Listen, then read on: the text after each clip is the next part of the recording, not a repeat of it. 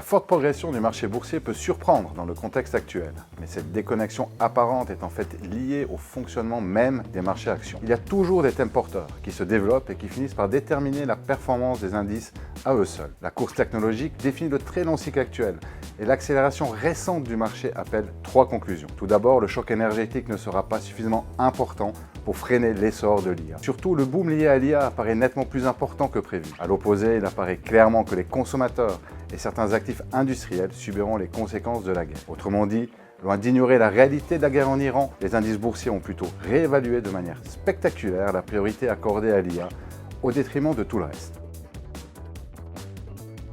Les interrogations sur la durabilité et la rentabilité des investissements dans l'intelligence artificielle s'accumulent. À court terme cependant, aucun signe de ralentissement significatif n'est visible. Les investissements dans les centres de données restent massifs et tous les principaux groupes ont confirmé, voire relevé leurs dépenses d'investissement. La valorisation du secteur reste même attractive grâce à l'envolée spectaculaire des bénéfices. En clair, la bulle de l'IA est d'un autre genre. Il s'agit avant tout d'une bulle de bénéfices plutôt que d'une bulle de valorisation. Comme toutes les bulles, celle de l'IA finira par éclater un jour. Mais pour l'instant cependant, les indicateurs de la demande en IA ne laissent pas présager un éclatement imminent.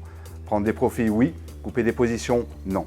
En effet, les opportunités restent, à notre sens, largement supérieures aux risques. Nous maintenons un positionnement prudemment optimiste. La vue globale est moins solide qu'il y a un mois, mais les marchés restent soutenus par la progression phénoménale des résultats des entreprises. L'économie ralentit, mais va éviter une récession. Les banques centrales surveillent l'inflation, mais ne vont pas enclencher un cycle de hausse de taux agressif à court terme. Dans ce contexte, nous restons sous-pondérés en obligations et en duration, neutres, voire légèrement positifs sur les actions, et surpondérés sur les placements alternatifs.